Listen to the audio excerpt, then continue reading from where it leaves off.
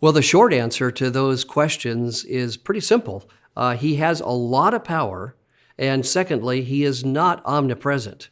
Let me just take that second one for a moment first and indicate that it may feel that way, that Satan is omnipresent, simply because even though he is a person, a spiritual being, but nonetheless located in one space at one time, like the rest of us, and yet he has an untold number of demons who work for him and are all around the world in their work, and so can have a feel of his being omnipresent, although he's not. He's a creature created by God. God holds his very being in his hand. He could snuff him out at any moment if he wished to do so. So he's dependent completely upon the very God that he despises. But God has given him enormous power. So let me just talk about that with you for a bit. I think it's important for Christian people to realize how much power Satan has so that we don't rely on ourselves for resisting Satan and resisting temptation and so on, but we rely upon the Spirit, who is omnipotent. The Spirit is, Satan is not. And we have less power than Satan. So we are very vulnerable if it were not for the power of the Spirit and us being in Christ. So take a look with me just at some illustrations of Satan's power. The first comes from the book of Job. In chapter 1, you might remember that Satan appeared before God, and God said to Satan, "Have you considered my servant Job? He's a faithful man and upright in his ways," and so on. And Satan responded, "Well, Job only serves you because you show kindness to him and show him favor. But take your hand away from him and bring harm to him, and he will curse you to your face," Satan says. So God allows Satan then to go after what Job possesses in chapter 1. Listen to these words beginning at verse 13. "Now on the day when his sons and daughters were eating and drinking wine in their oldest brother's house, a messenger came to Job and said, 'The oxen were plowing and the donkeys feeding beside them, and the Sabaeans attacked and took them. They also slew the servants with the edge of the sword, and I alone have escaped to tell you.'" So isn't that amazing? Here you have his cattle, his donkeys, and so on, who are taken by the Sabaeans, and the Sabaeans kill the servants. And why would they do this? Well, it's clear from the text that they do this because Satan has moved them to do it. So Satan has the power to work in people's minds and hearts to move them to do very wicked things. And then you move on to verse 16. "While he was still speaking, another came also and said, 'The fire of God fell from heaven and burned up the sheep and the servants and consumed them, and I alone have escaped to tell you.'" So here we have an example of Satan not only working through people to do horrible things, but now using nature, natural forces, causing fire to come from heaven to consume these animals and these people.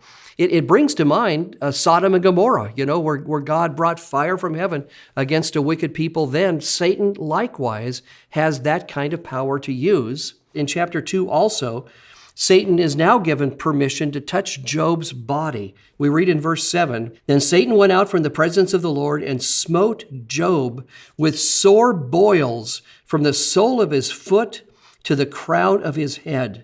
And he took a potsherd to scrape himself while he was sitting among the ashes." And so here you have Satan being able to bring physical affliction on people. And of course, we see this so many times in the gospel accounts where demon possession is accompanied by some kind of physical affliction as well. That's not that it always works that way, but it is clear that sometimes Satan uses his power, or a demon uses the power of Satan to bring about physical ailments as well. So that's an example from the Old Testament. Now, when we come to the New Testament, you might wonder, has it changed because of Christ who conquered Satan?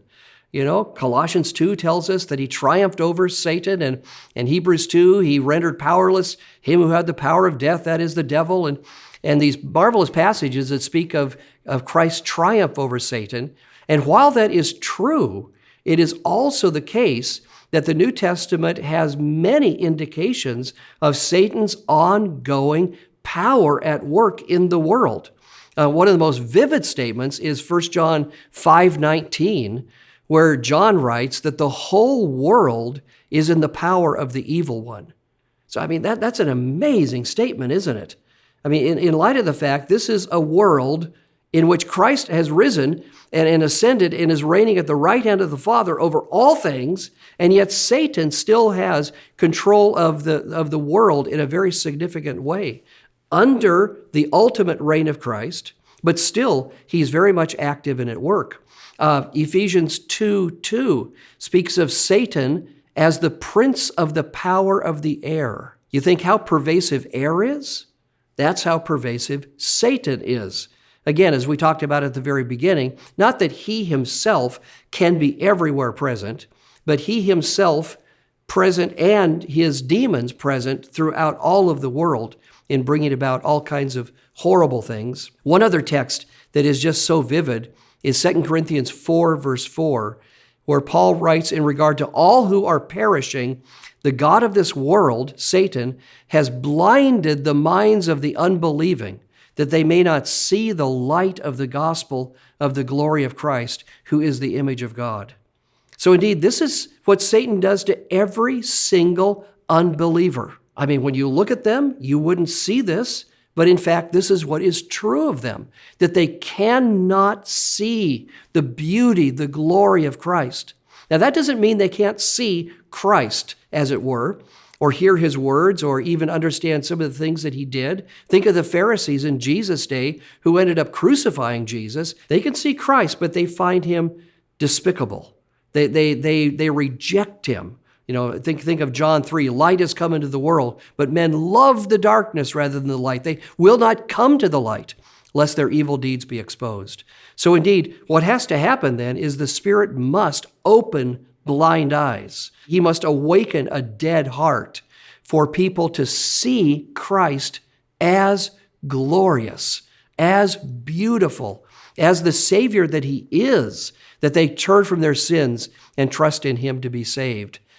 Apart from that, the Spirit's work, Satan has them in his power, according to 2 Corinthians 4:4. So indeed, he does have great power, but don't despair, because God alone is omnipotent. He has all power, and everything that Satan does is under the permissive will of God and being orchestrated and supervised by God's wisdom, God's wise design for Satan to do only those things that advance and do not hinder God's ultimate purposes. So put your hope in God, trust in the power of the Spirit within you as a believer, and you too can triumph over the attempts of Satan to bring harm into your life. So trust him, trust God, and resist the devil, and he will flee from you, as James tells us. Thanks for watching. If you enjoyed this content, visit sbts.edu/sample to access free theology lectures from Southern Seminary.